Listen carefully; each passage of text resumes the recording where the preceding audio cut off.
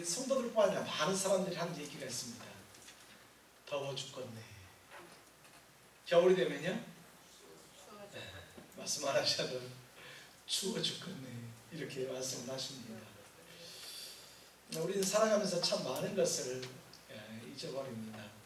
그 더울 때 겨울을 잊어버렸고, 그 추울 때 여름을 잊어버리곤 합니다. 몸의 피부가 그런 걸 어떻게 하겠습니까? 그거 잘못됐다고 말하기는 그렇고요. 근데 우리가 참 많은 것을 잊어버리는데, 여러분 어제 점심 뭐 드셨어요? 일부러 막 기억하시는 분 없죠? 어떤 분들은 다 기억하는 분들도 계시긴 하더라고요. 우리는 자주 잊어버리는 것들이 있습니다. 점심 메뉴도 잊어버리고, 어쩔 때는 약속한 시간도 잊어버리고요. 어쩔 때는 방금 전에 두었던 물건도 어디 두었는지 잊어버립니다. 핸드폰이 어디 있더라? 휴대폰이 어디 있더라? 이게 깜짝 놀란 거예요. 휴대폰 찾으려고 전화하는 거 아내한테. 여보, 내 전화 어디 있어? 당신 뭘로 전화하는데요? 손에 있는데 그 휴대폰인지 모르고 휴대폰 찾느라고 그걸 가지고 전화하는 사람도 있던 것 같아요. 어떤 분들 리모컨 냉장고에 넣어놓기도 하고. 여러분들 그렇지 않으시죠? 반응을 보니까 꼭 그런 것만 아닌 것 같아요. 그렇죠? 그런데 우리가 가장 쉽게 잊어버리는 것이 하나 있는데, 그것이 뭐냐면 하나님께서 우리에게 베풀어 주신 은혜를 가장 쉽게 잊어버리곤 합니다. 인생의 어느 계절이 지나든지 우리는 늘 크고 또 작은 그 하나님의 은혜 속에서 우리는 살아갑니다. 그런데 어쩔 때 우리는 그 은혜를 시간이 지나며 마치 처음부터 없었던 것처럼 우리 기억 속에서 희미해져 버릴 때가 있습니다. 곰곰이 생각해보면 맞아 그때 그랬었지. 참 그때 하나님께 감사했는데. 어쩔 때는 곰곰이 생각해도 기억이 안 날 때가 있잖아요. 근데 우리는 가끔 보면 아예 처음부터 아무런 일이 없었던 것처럼 하나님을 잊어버린다는 거죠. 특별히 우리가 은퇴를 하고 또 자녀들을 떠나보내버리면 몸이 예전 같지 않은 것을 느낄 때가 있습니다. 인생의 후반전에 접어들면 감사보다는 이 상실과 이 아쉬움이 먼저 마음을 채우기 쉽습니다. 오늘 본문에서 시인 다윗은 우리와 조금 이 다른 모습들을 우리에게 보여줍니다. 그리고 그는 그 자신을 향해서 이렇게 명령합니다. 내 영혼아, 여호와를 송축하며 그의 모든 은택을 잊지 말지어다. 잊지 말지어다. 감사는 저절로 솟아나는 감정이 아니라 우리의 의지가 또는 그 의지를 가지고 결단해야 합니다. 붙잡아야 합니다. 다윗은 그것을 알고 얘기합니다. 여호와의 은택을 잊지 말라. 우리가 받은 그 은혜를 잊지 말라고 얘기를 하고 있는 것입니다. 여기 이 잊지 말라라고 하는 이 단어, 이걸 오늘 이 본문 전체 히브리어 몇몇의 단어가 우리에게 은혜가 되길 원하는데, 잊지 말라고 하는 이 단어는 히브리어로 샤카흐라고 하는 단어입니다. 이 단어는 이런 거예요. 단순히 기억만 하고 있지 말고, 우리 손을 한번 이렇게 잡고 해볼까요? 펴볼까요? 자, 옆에 분을 향해서 아응 한번 보실까요? 시작. 아응. 네. 이건 깜찍하거나 또는 끔찍하잖아요. 근데 여기서 말하는 이 샤카흐라는 것은, 잊지 말라는 것은 꼭 잡고 절대 놓지 말라는 거예요. 하나님의 은혜를 풀어놓아서 놓게 하지 말고, 마치 모래 한 줌을 쫙 쥐었을 때 시간이 지나면 점점 더 손가락 사이로 빠져가는 것처럼 그렇게 두지 말고 확 움켜잡으라는 것입니다. 옛날에 그랬습니다. 하나님의 은혜를 잡되 손으로 잡고 손에 힘이 없어서 도저히 그 은혜를 잡을 힘이 없다면 이빨로 물어뜯는 한이 있더라도 잡아야 된다. 그런데 이제 어느 순간 되니까 치아가 문제가 생겨서 이제 틀리하고 그러니까 이빨로라도 못 잡을 것 같으면 할 수 없다면, 도무지 아무런 힘으로도 은혜를 잡을 수가 없다면 눈썹으로라도 잡아라. 눈꺼풀을, 그것을 가지고 은혜를 그 안에 넣고라도 단 한순간도 하나님의 은혜를 잊지 말아야 합니다. 생각해 보실래요? 우리 자녀를 키우면서 밤잠을 설쳤던 그 수많은 수고들, 젊은 날 형편이 어려워서 뜻밖의 도움으로 위기를 넘겼던 그 순간들, 병상에서 걸을 수 없을 때 그때 하나님께서 은혜를 주셔서 다시 걸었을 때 그 은혜, 당신은 더 이상 살 수 없다라고 죽음을 준비해야 될지도 모르겠다고 병원에서 그 선언을 했을 때, 그러나 그럼에도 불구하고 하나님이 다시 일으켜 세워주었을 때, 이 모든 감격, 이 모든 것이 하나님의 은혜입니다. 사랑하는 사람을 잃었을 때, 사랑하는 사람 때문에 고통을 당했을 때, 그때 그럼에도 불구하고 우리를 지켜주셨던 그 하나님의 은혜를 여러분 잊지 마십시오. 그 은혜를 꼭 붙잡아 주시길 바랍니다. 시간이 흐르고 형편이 조금 나아지면 우리는 언제 우리가 그런 은혜를 받았느냐, 이처럼 무심하게 살아갑니다. 다윗은 바로 그 망각과 싸우기 위해서 자기 자신의 영혼에게 이렇게 명령을 하고 있는 것입니다. 잊지 말지어다. 잊지 말지어다. 오늘 본문을 통해서 우리가 결코 잊어서는 안 될 그 하나님의 은혜, 오늘 본문의 용어 그대로 하나님의 은택, 이것을 세 가지로 크게 묶여서 살펴보면 우리는 그 은택을 기억하고 또 감사가 어떻게 우리의 병든 영혼을 치유하게 되는지를 이제 우리가 알게 되어질 것입니다. 자, 3절 같이 한번 여러분 성경을 보실래요? 성경을 보시면 이렇게 말합니다. 그가 내 모든 죄악을 사하시며 내 모든 병을 고치시며. 아멘. 다윗이 가장 먼저 고백하고 있는 것은 죄 사함과 병 고침의 은택입니다. 이것은 결코 우연히 나열된 순서가 아닙니다. 우리의 영혼이 병드는 가장 근원적인 이유가 무엇인가요? 그것은 바로 죄입니다. 죄가 해결되지 않은 채 그 어떤 위로나 그 어떤 치료로 우리에게 다가온다 할지라도 우리는 절대 온전해질 수가 없다는 것입니다. 우리의 모든 죄악을 사하시며, 모든 죄를 사하시며, 몇 가지 죄가 아닙니다. 우리의 모든 죄를 얘기하시는 것입니다. 일부의 허물을 얘기하는 것이 아니에요. 내가 잠깐 몇 가지 실수했다는 것을 얘기하는 것이 아니에요. 우리 인생의 모든 죄악을 사해 주신, 어느 것 하나 남김없이 우리의 모든 죄를 사해 주신 그 하나님, 그 하나님을 우리는 잊지 말아야 한다는 것입니다. 여러분, 오늘 여기 모든 죄를 사하시며 라고 할 때 그 사하다는 말이 살라흐 이렇게 말하고 있습니다.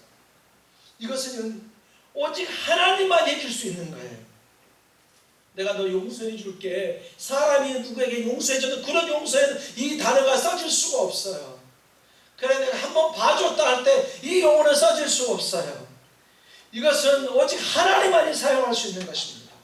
사람이 사람을 용서하는 것과는 전혀 차원이 다른, 네가 한 거 내가 기억조차도 하지 않을게. 우리 사람들이 용서하지만 저 밑바닥에 여전히 깔려있을 때가 있습니다. 여전히 잔잔한 그 탕물처럼 깔려있을 때가 있습니다. 그러나 우리 하나님께서 우리 죄를 사해 주실 때, 야 이제 나 네 죄 몰라 하면 완전히 잊어버리시는 거예요. 나 옛날에 그랬는데 또 그지 또 하니, 이렇게 말씀하시는 분 아니라는 것입니다. 이 완전한 사죄, 이 완전한 사죄 은혜가 어디서 완성됩니까? 주님의 십자가에서 완성됩니다. 예수님께서는 자기 몸을 대속물로 주셔서 내어주심으로 우리의 모든 죄악을 단번에 사해 주신 것입니다.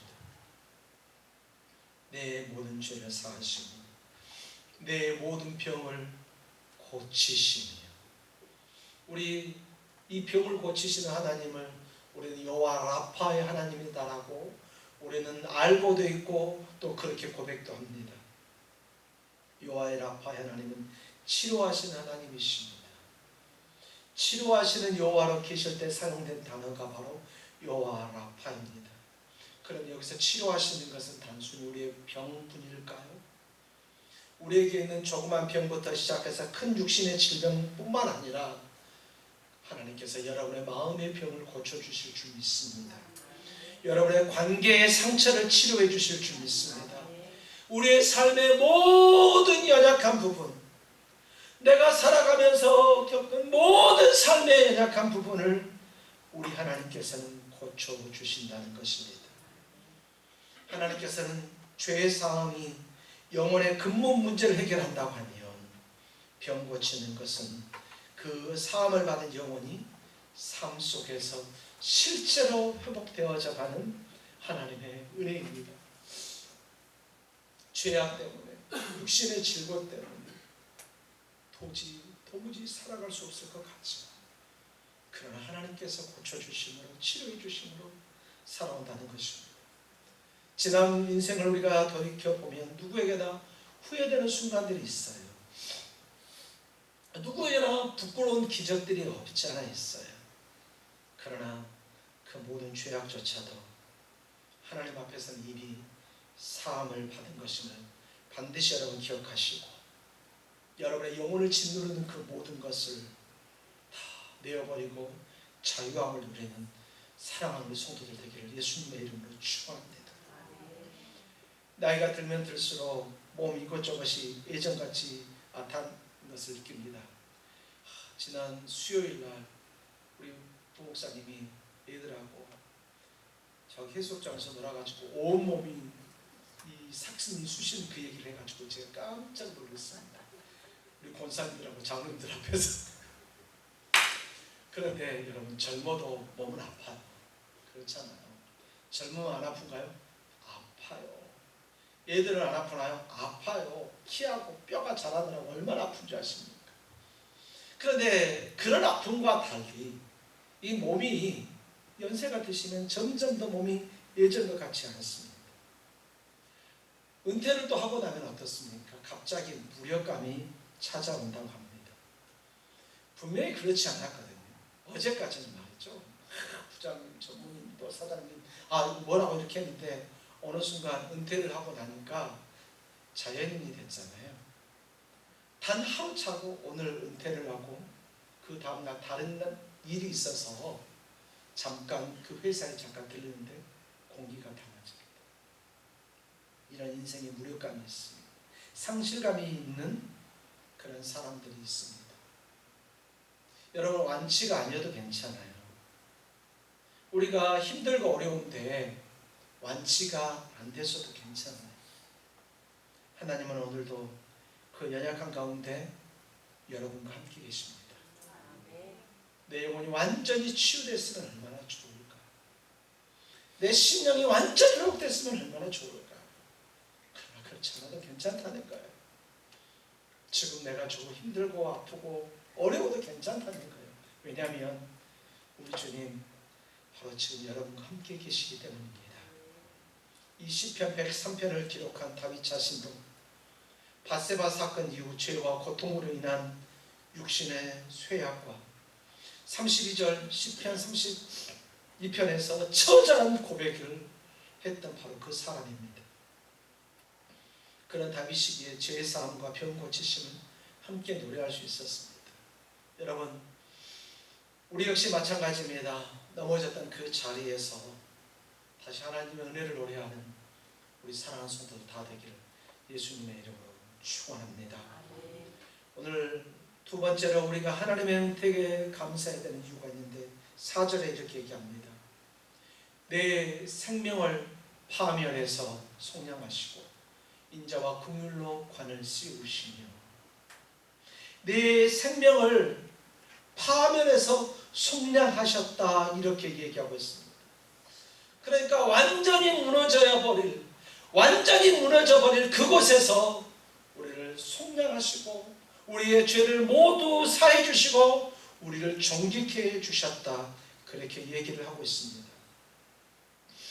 여기서 속량하다라고 하는 이 단어, 여러분 죄송합니다. 계속해서 히브리 단어를 한 번씩 얘기하는 게 오늘 이 말씀을 조금 더 깊이 이해하기 위함이니까 여러분 조금만 이해해 주셨으면 좋겠는데, 여기서 사용되는 단어, 이 히브리어가 바로 가알입니다. 가알. 이 가알이라는 단어인데 이것은 어떤 거냐면 구약에서 고엘이라고 하는 것이 있어요. 고엘이라고 하는 단어는 뭐냐면 기업 물을 자. 룻기에 보면 보아스가 이 가문에 기업 물을 자여서 그 룻을 책임져 준다.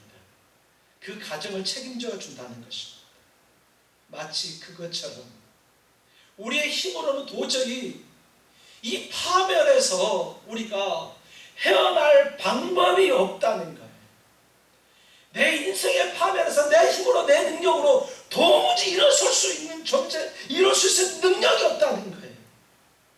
그러나 하나님께서 나와 가장 가까우신 분이기 때문에 마치 룻의 가문을 기업 물을 자가 된 보아스가 그 가문을 책임져 지는 것처럼 하나님께서 도저히 우리는 우리 스스로 이 인생의 파멸에서 도저히 다시 일어설 수 없기 때문에 하나님께서 친히 우리를 그렇게 고쳐주시겠다고 말씀하시는 것입니다. 내 힘으로는 도저히 할 수 없으니까 내가 너를 건지겠다. 내가 너를 건지겠다. 주님은 우리가 죄악 때문에 도저히 인생의 파멸에서 도저히 우리가 일어설 수 없기에 그의 독생자이신 예수 그리스도를 십자가에 못 박으시고 우리를 건져주신 것입니다. 우리는 도저히 우리 힘으로 어떻게 벗어날 수가 없습니다. 내 힘으로는 도저히 어떻게 할 수 없습니다. 다윗은 이 단어에 그치지 않고 그 뒤에 인자와 긍휼로 관을 씌우시, 인자와 긍휼로 관을 씌우시.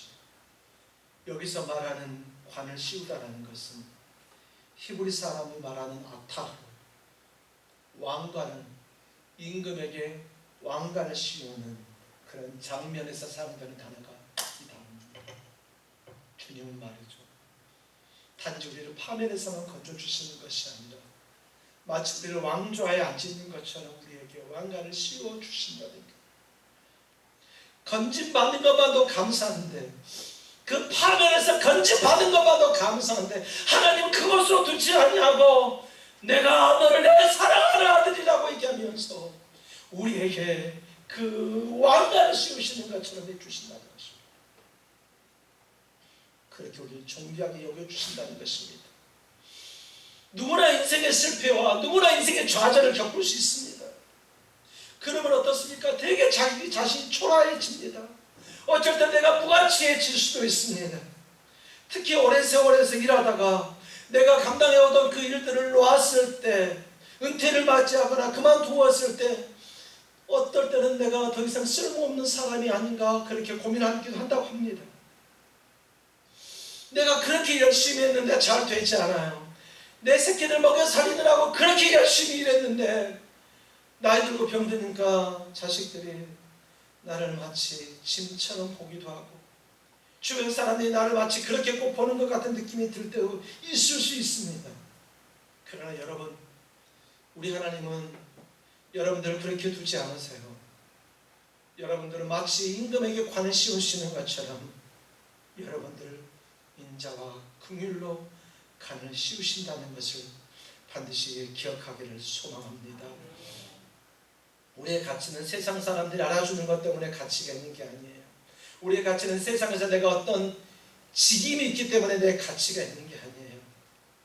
내가 어떤 직분을 맡아서 내 가치가 있는 것이 아니라 바로 하나님께서 우리를 속량하시고 하나님께서 우리에게 관을 씌워주셨기 때문에 우리의 가치가 하나님으로부터 온다는 이 사실, 여러분 반드시 기억하기를 예수님의 이름으로 축원합니다.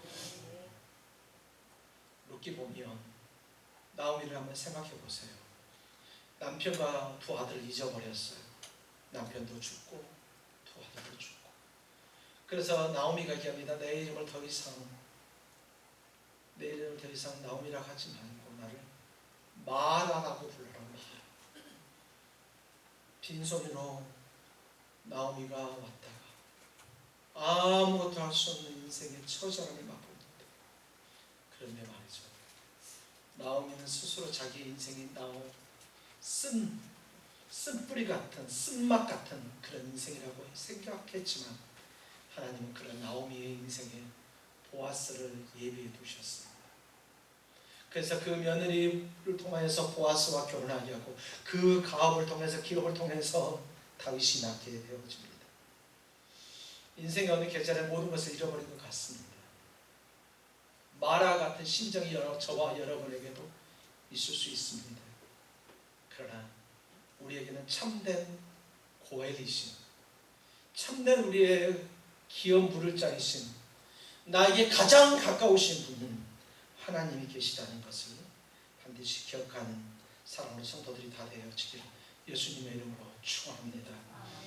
세 번째로 우리가 잊지 말아야 될 이 은택이 무엇인가? 5절입니다. 5절 같이 한번 읽어보겠습니다. 좋은 것으로 내 수월을 만족하게 하사 내 청춘을 독수리같이 새롭게 하시는도다. 아멘. 여러분 아멘. 마지막 은택은 뭐냐면 만족과 회복입니다. 이 세상에서는 그 어떤 것으로 또 만족되어지지 않습니다. 이 세상에서는 그 인생의 근원적인 늘 가지고 있는 것이 갈증입니다. 여러분 대표적인 사람 있잖아요. 여러분 앞에 있는 저 만족을 모릅니다. 학교 건물 없을 때 주님 안 주면 저 이제 그만 둬버릴게요. 이제 안 할 거예요. 더 이상 청소년 사역. 주께서 안 주시는데 무슨 어떻게 청소년 사역을 계속해 나갈 겁니까? 저기 한 40명 되는 저희들 그리고 그 많은 그 짐들 저는 잘 모르겠어요. 그냥 그만두고 나가버릴 거예요. 건물 주시는지 말든지 알아서 하세요. 그랬더니 하나님께서 지금 건물을 주셨어요. 근데 제가 또 거기에 만족하지 못하고 주여 1산동 941-3번지를 주시옵소서. 여러분 아멘 한 번만 해주면 되게 좋아집니다. 한 번만 더 1산동 941-3번지를 주옵소서. 여러분들 막 입에 막 돌아있으면 좋겠습니다. 옛날 녹돈당 건물 그 큰 거 있잖아요. 대지 900평짜리 100억 정도 되는데 그까지 주께서 주시면 감사할 것 같습니다. 그럼 그거 뭐 가지고 뭐 할 거냐? 저 할 거 되게 많아요. 하나님이 저한테 그거 가지고 뭐 하려면 저 할 거 되게 많거든요. 그렇기 때문에 그 걱정은 안 해도 되는데 만족. 그런데 여러분 그런 거 말고 우리 인생에서 만족을 모르잖아요. 항상 갈증하잖아요. 그런 하나님께서 그런 우리를 아시고 하나님께서 우리에게 여기 보니까 만족하게 하사 이렇게 얘기하고 있습니다. 여러분 하나만 더 생각할게요. 히브리어 사바입니다. 정확하게 하면 샤바 이렇게 되어지는데 이게 뭐냐면 배가 부르도록 흡족하게 다 채워진 상. 그러니까 어느 것 하나 부족하지 않게 다 채워진 상. 저와 여러분들은 무엇이 채워져야 가득 채워진지 잘 몰라요. 그러나 하나님은 아세요. 저는 여러분 차를 운전을 하지만 그래서 전에는 선교사로 가야 되겠다는 마음이 있어서 정비를 배우고 싶었습니다. 자동차 정비를 배우면 다 알게 되어지니까 막 그럴 것 같았거든요. 근데 지금도 저는 정비를 배우지 않고 지금도 운전을 하면서 하는데 한 가지 합니다. 차가 잘 나가지 않는다. 엔진을 너무 오래 탔나? 그래서 얼른 탔을 때 가도 그것만 합니다. 더 잘 모릅니다. 근데 말이죠. 하나님은 내 인생에 있어서 내가 무엇인지 내가 감은 잡은 것 같지만 잘 모를 하나님은 내 인생에 필요한 걸 너무 잘 아시는데 그 채워주시는 뭐냐? 바로 이 샤바입니다. 여러분 인생에 무엇이 있는지 여러분들이 다 아시나요?